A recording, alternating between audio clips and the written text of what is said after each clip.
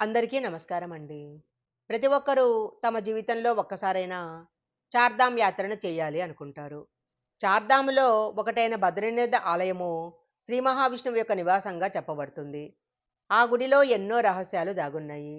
బద్రీనాథ్ ఆలయ రహస్యాలను గురించి ఈరోజు మనం ఈ వీడియోలో తెలుసుకుందాము.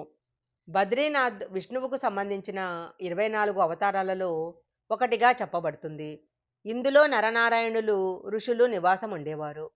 నారాయణుడు ఈ ప్రాంతంలో నరునితో కలిసి తపస్సు చేశాడు. సాధారణంగా ఏ గుడి తలుపులనైనా తాళం చెవితో తెరుస్తారు. కానీ బద్రీనాథ్ ఆలయ తలుపులు మాత్రము 3 తాళాల ద్వారా తెరవబడుతుంది.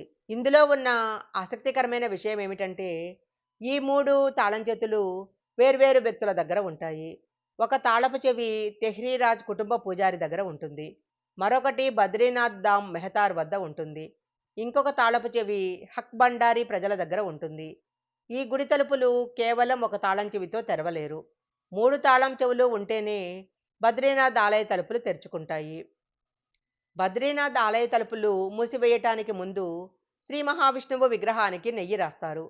6 నెలల తర్వాత ఆలయం తలుపులు తెరిచినప్పుడు ముందుగా పండితులు మాత్రమే గుడిలోకి ప్రవేశిస్తారు. అప్పుడు విగ్రహానికి పూసిన నెయ్యి చెక్కుచెదరకుండా ఉండిపోతే దేశం సుభిక్షంగా ఉంటుందని నమ్ముతారు.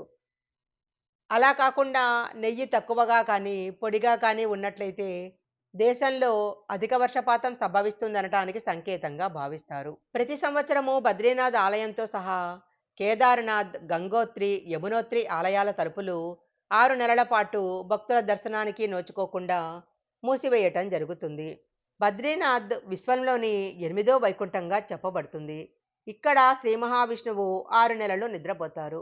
మరొక 6 నెలలు మాత్రమే మేల్కొని ఉంటారు. శీతాకాలంలో విపరీతంగా మంచు కురవటం వల్ల ఆలయ తలుపులు మూసివేయబడతాయి.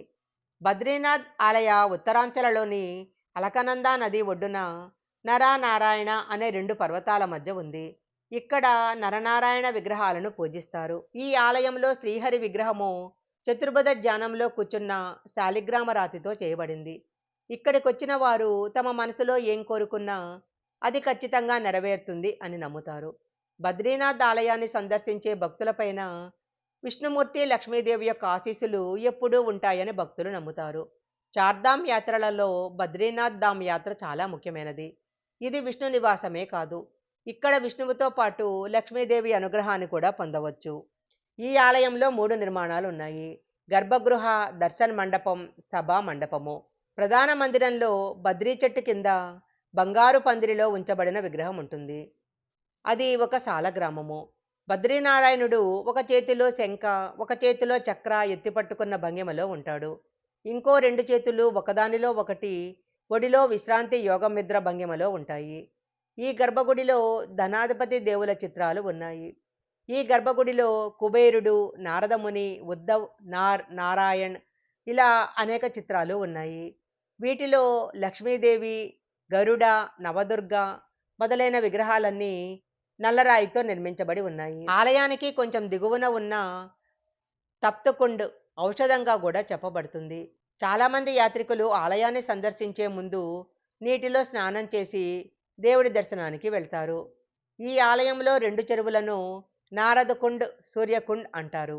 చార్ధామ్ యాత్రలలో బద్రీనాథ్ యాత్ర చాలా కఠినమైనదిగా చెప్పబడతారు. ఈ వీడియో గనక మీకు నచ్చినట్లయితే లైక్ చేయండి, షేర్ చేయండి. ఇలాంటి మరిన్ని వీడియోల కోసం మా ఛానల్ సబ్స్క్రైబ్ చేసుకోండి. పక్కనే ఉన్న బెల్ ఐకాన్ని యాక్టివేషన్ చేసుకుంటే మేము పెట్టే వీడియోలన్నీ కూడా మీకు ముందుగానే నోటిఫికేషన్గా వస్తాయి. మరొక మంచి వీడియోతో మళ్ళీ కలుసుకుందాం.